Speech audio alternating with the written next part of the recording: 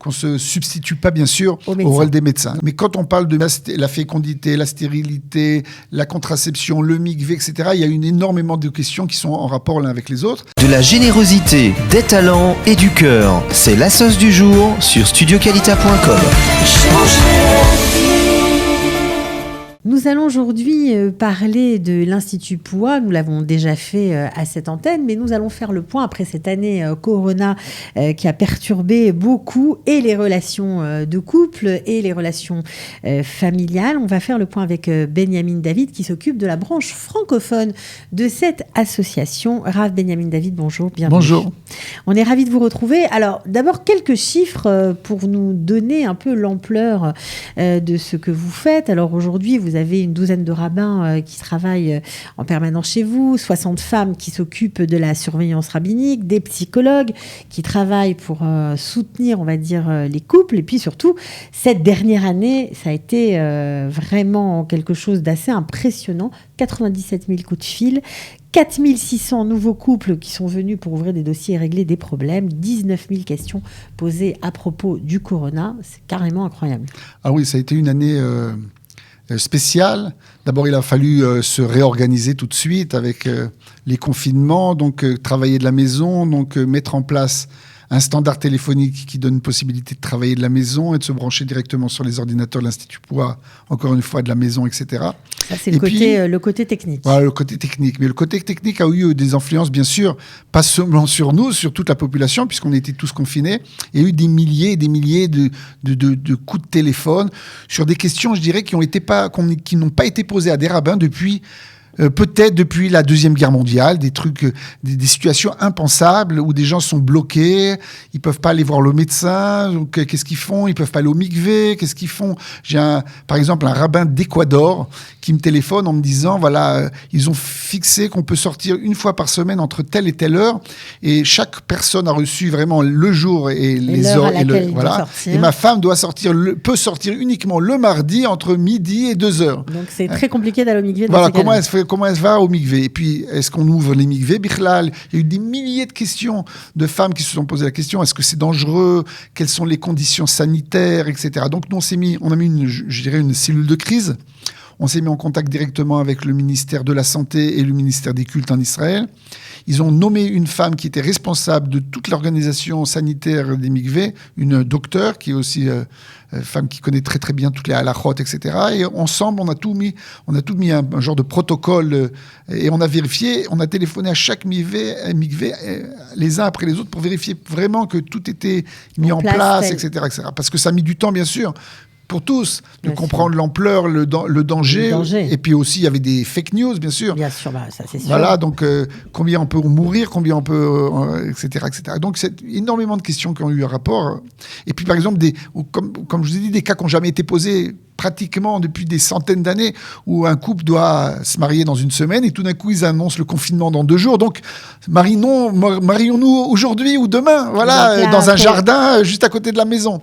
Donc, il faut tout changer, vérifier qu'est-ce qu'on fait avec cette femme, avec cette fille qui avait préparé d'aller au mikvé, de compter ses jours, etc. Est-ce que là, elle peut aller au mikvé la veille du mariage? Alors c'est pas du tout le bon compte des jours. Il fallait gérer, donc bien sûr, prendre contact avec des rabbanim, des poskim, savoir qu'est-ce qu'on fait dans des cas de force majeure, etc., où il n'y a pas toujours des solutions à tout.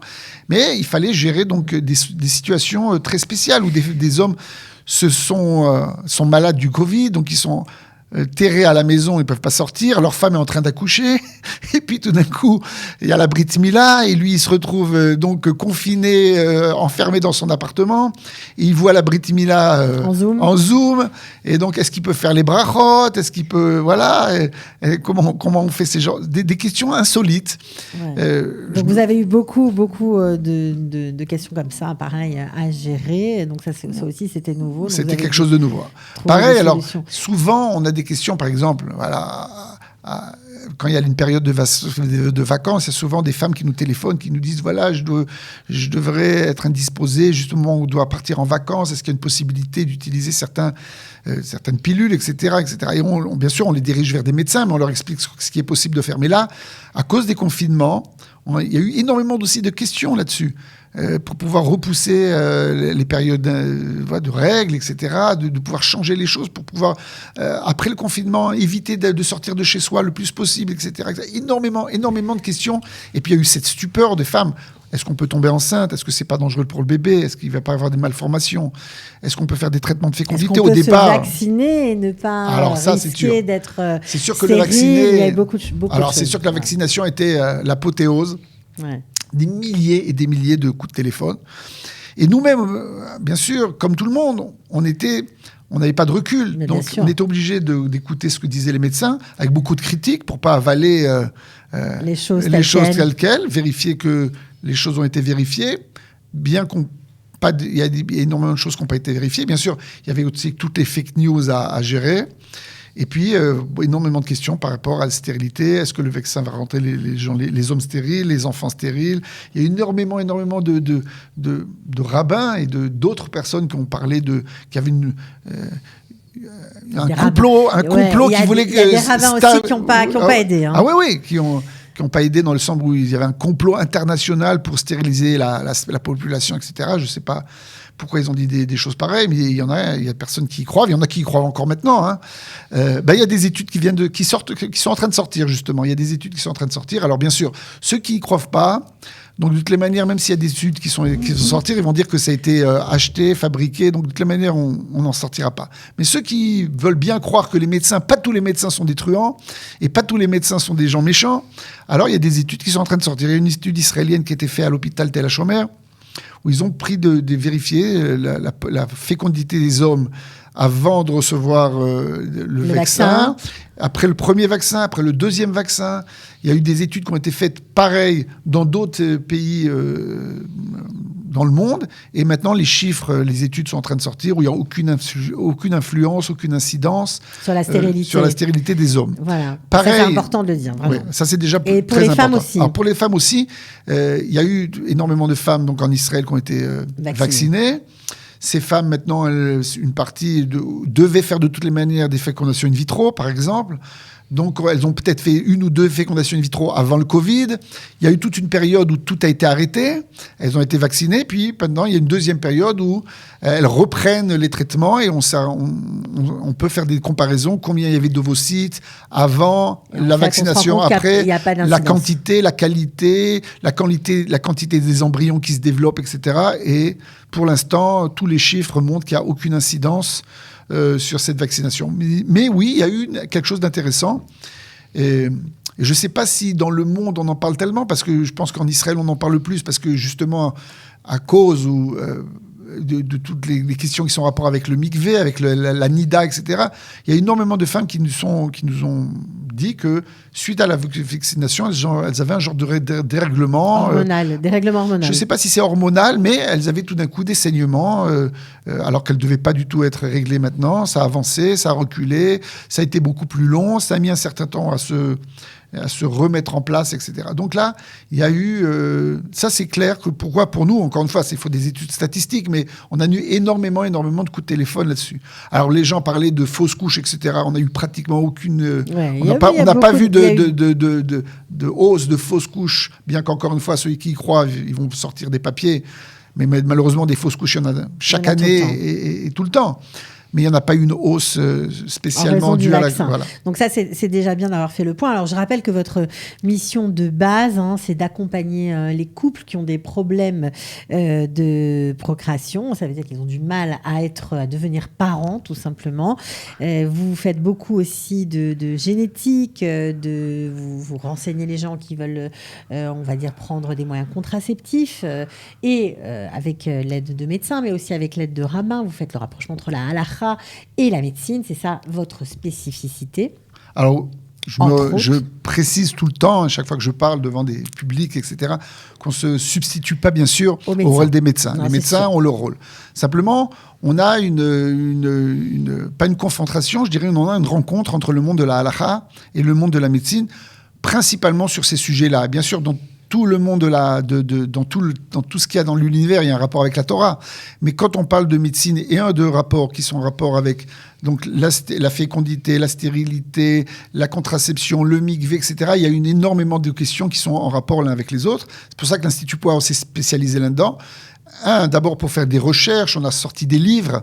On a publié déjà 4 livres spécialisés sur la fécondité, l'accouchement, la grossesse, etc. Et toutes les questions de halakha qui peuvent être en rapport avec cela.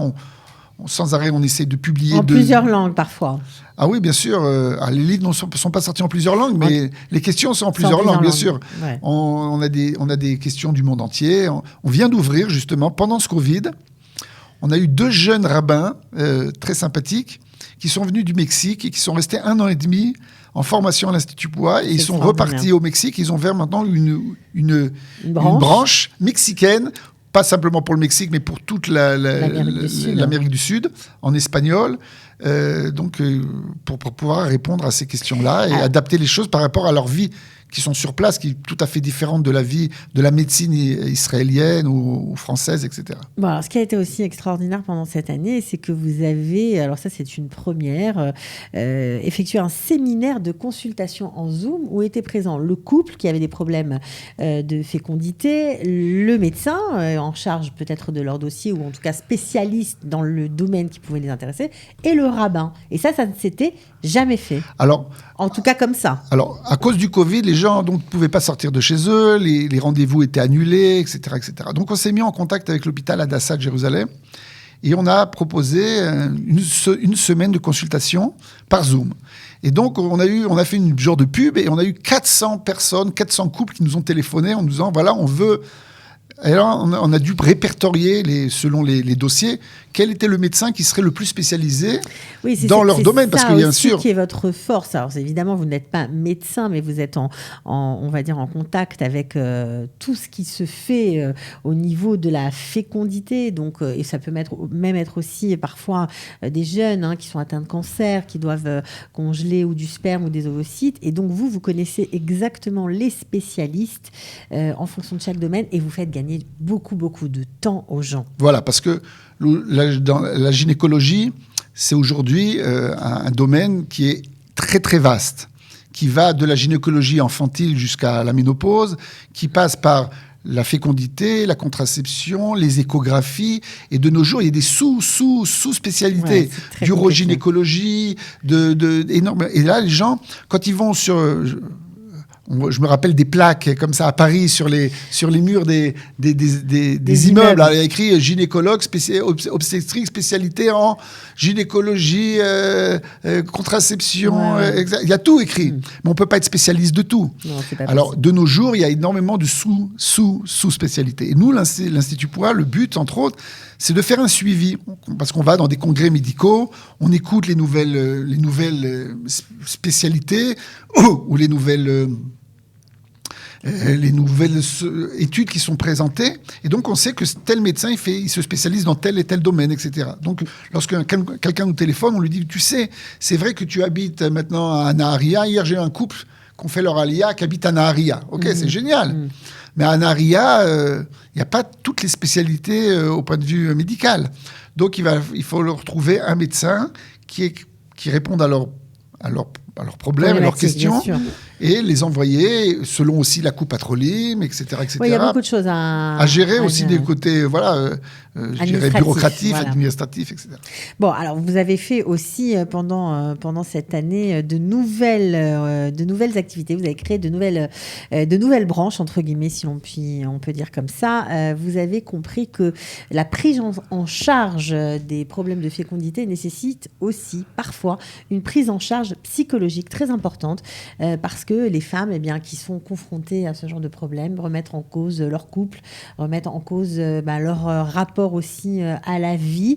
Ça change beaucoup, beaucoup de choses et vous avez mis en place un service de psychologue en ligne. Oui. Alors, il est vrai que la médecine israélienne, je dirais, vous savez, ça va très très vite quand on va à la Coupe Patrolim. Et souvent, les médecins israéliens ne sont pas très psychologues. Okay, ils ne sont pas très psychologues, ils sont très tarlés, ils sont très concrets, ils visent le but. Et tout ce qui va autour, c'est pas grave. Débrouillez-vous. Voilà. Si vous pleurez dans le cabinet, on dit mais pourquoi tu pleures? On va te soigner, c'est pas grave. Voilà. Il y a un manque. Je dirais qu'il y a un manque là-dessus. Et on s'est rendu compte qu'il n'y avait pas vraiment en Israël, peut-être que ça existe dans le monde, mais en Israël, de formation spéciale pour des psychologues dans le domaine de la fécondité, des fausses couches, après répétition, etc., etc. Donc, on s'est mis en contact avec l'hôpital de Soroka, de Beersheva, et de l'université de Beersheva, avec une assistante sociale qui a un doctorat, assistante sociale qui a un doctorat.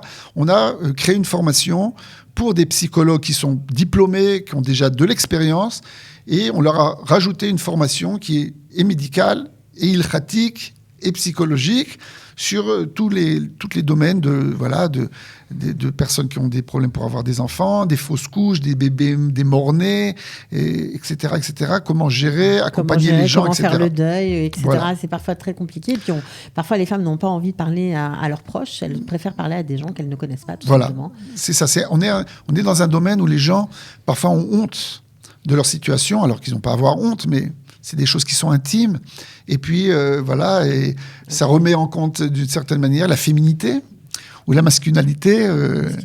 Voilà, je ne sais pas si on dit ça comme ça, mais le côté masculin. On est remis en cause dans son être, ça c'est sûr. Donc, on a mis cette formation en place. Et puis, aujourd'hui, tous les soirs, 3-4 psychologues qui sont en ligne, on peut les appeler gratuitement, de 8h à 10h du soir. C'est en plusieurs langues ? Discuter avec eux. Alors, c'est principalement des femmes qui parlent hébreu, mais on a aussi une psychologue qui parle français, on a une qui parle anglais, on a une possibilité de diriger les gens avec. Et c'est gratuit. Et c'est gratuit. Alors, c'est gratuit pour, je dirais, 3-4 des séances par téléphone. Et puis après, si on veut rencontrer la personne, discuter, etc., après, ça devient... voilà. Alors, malheureusement, le temps qui nous est imparti se termine. Alors, on va juste annoncer aussi qu'il y a une nouvelle branche, mais ça fera sûrement l'objet d'une autre émission qui s'appelle Gdushat Chaim. Alors, ça veut dire la sainteté de la vie. Voilà, ce sont un département qui a été créé pour les gens qui accompagnent des patients en phase terminale. Alors, ça veut dire ou des patients ou des membres tout simplement de leur famille. Et c'est pas toujours facile de gérer cette fin de vie. Parfois, il y a des questions qui se posent et on ne sait pas comment y répondre. Alors, c'est bien sûr, ça n'a rien à voir à la base avec la mission de l'Institut Poix, mais on s'est rendu compte qu'il y avait vraiment un manque. Puisque aujourd'hui, avec la médecine moderne, le médecin remet la responsabilité souvent des actes médicaux sur la famille, en leur disant, voilà, vous voulez qu'on branche votre grand-père sur un appareil respiratoire, vous voulez qu'on lui fasse une opération comme ça, vous voulez qu'on lui donne de la nourriture par sonde, etc. Donc là, vous avez mis en place une formation, mais on en reparlera. On en reparlera parce que c'est vraiment, ça nécessite... une émission. Exactement, voilà. Mais en tout cas, bravo pour cette, on va dire, science en mouvement, voilà. Parce Sans que arrêt. Ça bouge tout le temps. J'en profite pour rappeler que vous sortez en campagne charity. Voilà, vous avez besoin, bien sûr, de soutien financier parce que tout ça coûte de l'argent. Donc, on tape Charity Institut Poix. On devrait trouver votre sur lien. Le site de l'Institut Poix, on peut trouver les liens, etc. Sur le site de l'Institut Poix aussi. C'était un plaisir de vous avoir, comme toujours. C'est toujours un plaisir d'être là. À bientôt. Sorotovot. Ciao. De la générosité, des talents et du cœur, c'est la sauce du jour sur studioqualita.com.